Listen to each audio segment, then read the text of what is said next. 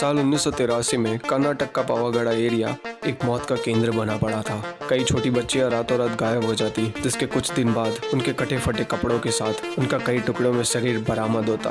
तहकीकात में किसी जानवर के पैरों के निशान मिले जो इंसानों की तरह 2 कदमों पर चलते। वहाँ के कई लोगों ने उस खूंखार दरिंदे को 2 पैरों में भागते देखा था, जिसके हाथ में छोटी बच्चियां होती।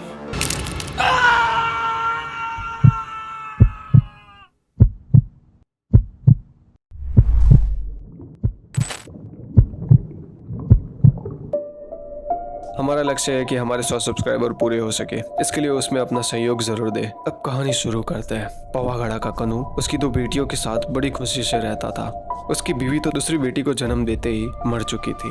एक दिन कनू अचानक गांव में किसी से सुनता है कि कोई रात के अंधेरे में छोटी बच्चियों को उठाकर ले जाता है, पर कनू ने इसे ज्यादा गंभीर नहीं लिया। लेकिन उसे विश्वास तो तब हुआ जब उसके पड़ोसी राजेश की बेटी रातों रात गायब हो गई थी। वो अपने पड़ोसी की मदद के लिए उसकी बेटी को ढूंढने भी निकला। तब राजेश, कनू और थोड़े बहुत गांव के मर्दों ने पैरों के निशानों का पीछा किया, जिसके अंत में उन्हें जंगल के बीच राजेश की बेटी की लाश कई टुकड़ों में मिली।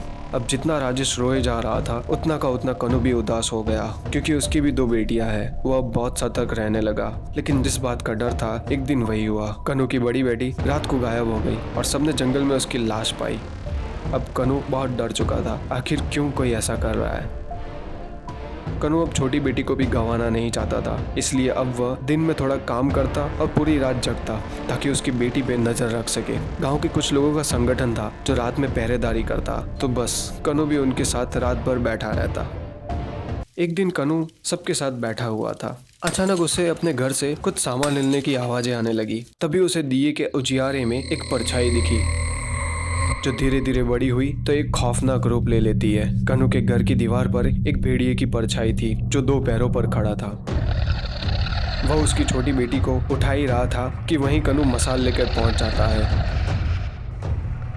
और वो मंजर भी किसी के रोंगटे खड़े कर देने वाला था। उसकी लाल आंखें जिसमें साफ साफ मौत दिख सकती थी। उसके हाथ पे लगे नाखून किसी की भी मौत करने में एक पल का भी समय ना लगाए ऐसे नुकीले थे। वो भेड़िया उसकी बेटी को गोद में लिए वहां से भाग रहा है, तो कनू भी उसके सामने भागने लगा।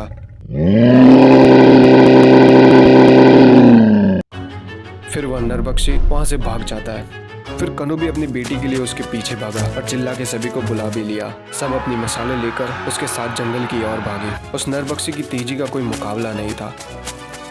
सिर्फ कनू ही अपनी बेटी के लिए इतना तेज भागा कि मानो उसे कोई शक्तियां मिल गई हो।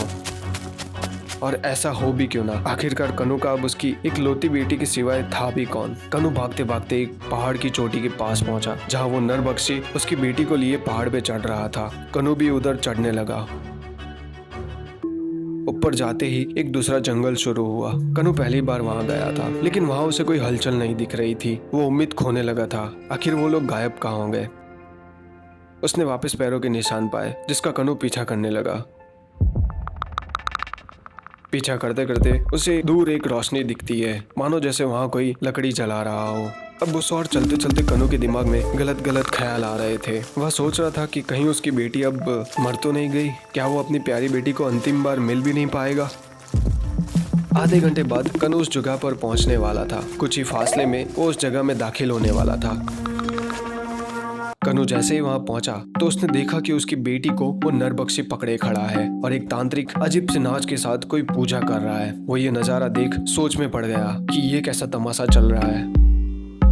तभी वो नरबख्शी कनू को भांप लेता है।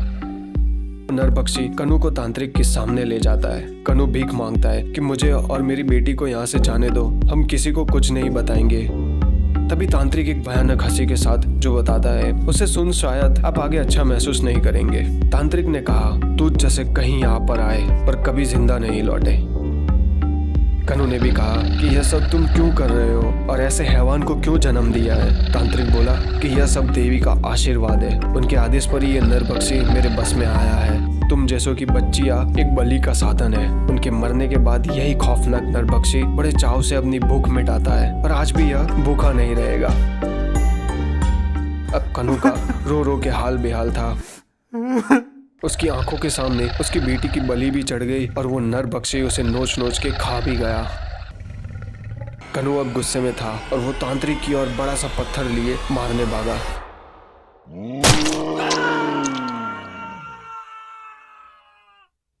कनु की तभी के तभी जान निकल जाती है। इस तरह कनु की मौत एक राज बन गई, उस तांत्रिक की पहचान भी एक राज बन गई और नरबख्शी भी एक राज ही बना रहा। पवागढ़ की लड़कियों की मौत का सिलसिला अभी भी ऐसे ही चलता जा रहा है। अब हमें कमेंट करके बताइए कि क्या आप भी कभी पवागढ़ जाना पसंद करोगे या नहीं, और अगर ये कहानी पसंद आती है तो इस वीडियो को लाइक करना न भूले। मिलते हैं किसी और नए खौफनाक किस्से में, तब तक आप स्क्रीन पर आ रहे वीडियोस देख सकते हैं।